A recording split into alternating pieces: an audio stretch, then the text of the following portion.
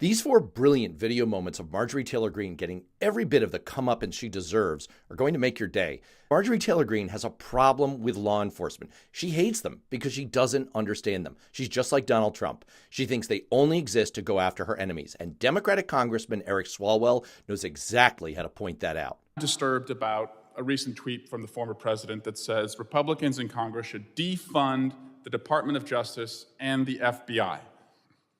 I'm also concerned about people on this committee and their own anti-police rhetoric. This is a defund the FBI campaign effort. Again, thousands of FBI agents who work hard every day to take bad guys off the streets. In fact, after the FBI raided Mar-a-Lago, someone armed to the teeth went to an FBI field office to try and kill FBI agents. This is from a congressional hearing about law enforcement, so it seems pretty damn on point for Congressman Swalwell to remind America how much contempt Marjorie Taylor Greene actually has for law enforcement. What else do you call it when you think so little of prosecutors and federal officers that you think they should be banished from existence for having the gall to stand up and apply the law to your chosen one, Trump? Again, she doesn't really understand how law enforcement works. If they're cracking down on her political enemies or, people of other races, she's happy. If not, they're traitors who need to be destroyed. That's why she went to New York to protest Donald Trump getting arrested. She can't even comprehend how her messiah could be held accountable for a crime. That's why she told her actual boyfriend, no really, this reporter is her boyfriend, that Trump was Jesus. President Trump is joining some of the most incredible people in history being arrested today.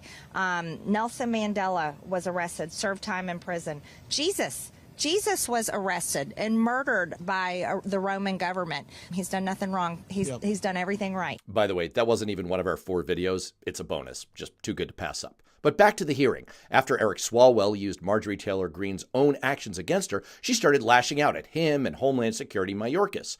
That's what gets us to our second video. It's always great to have a brilliant lawyer who knows the rules around. So watch as MTG starts going off the rails, and Congressman Dan Goldman, who used to be legal counsel for the Democrats, deftly points out not only that she had to stop, but also that she had to shut the fuck up for the rest of the day. Outrage, complete outrage, where China is poisoning America's children, poisoning our teenagers, poisoning our young people. How long are you going to let this go on? Congresswoman, let me assure you that we're not letting it go on.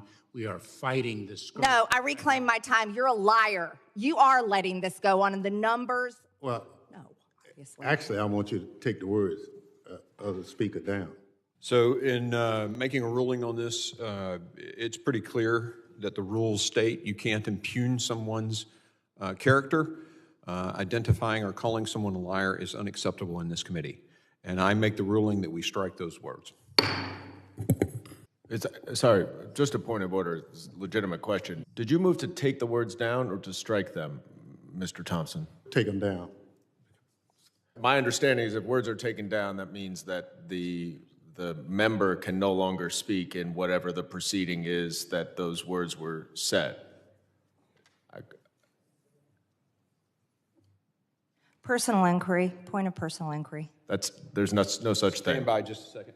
House, when we strike, it does terminate the time of the individual who is speaking. So the gentlelady is no longer recognized.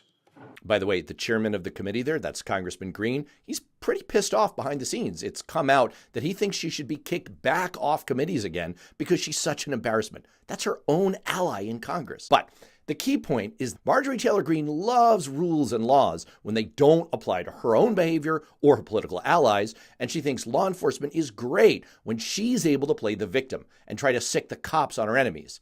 You may remember how she got her feelings hurt by a late-night comedian and pulled off the ultimate Karen moment in our third video. I have the weirdest life, I really do. Once again, I find myself in the middle of a brouhaha as I appear to have run afoul of probably the worst woman in American politics, Marjorie Taylor Greene, the congressperson from the 14th District of Georgia, is unhappy. She's specifically unhappy with me. She's had a tough couple of days. On our show Tuesday night, MTG, Clan Mom as we call her, earlier in the day, called 3 of her fellow Republicans pro-pedophile for supporting Judge Ketanji Brown Jackson's nomination to the Supreme Court, which is lovely, a lovely thing to say. So I made a joke. I said, where is Will Smith when you need him? And the audience laughed, and then, so she saw it,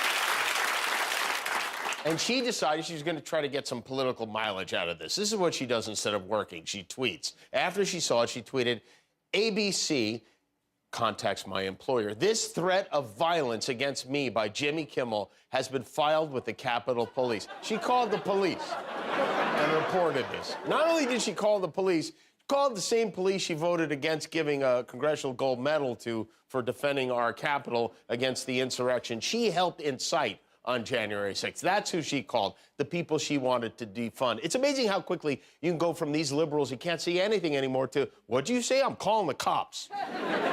Must be that cancel culture they're always talking about. So I, after processing the fact that someone called the police on me, believe it or not, this has never happened to me in my life.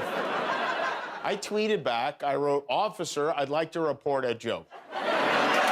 Just remember, Marjorie Taylor Greene gets off on cosplaying as a militia member. This is an image of her from her first campaign. And months after she was so frightened by Jimmy Kimmel's joke that she called the cops, she returned to her tough gal routine by telling a crowd of young Republicans that the biggest problem with January 6th was that there wasn't enough violence against 150 police officers who were injured in beatings that day, and that she's so tough that if she had led the insurrection, she would have been armed. January 6th happens, and next thing you know, I organized the whole thing along with Steve Bannon here. And I want to tell you something, if Steve Bannon and I had organized that, we would have won.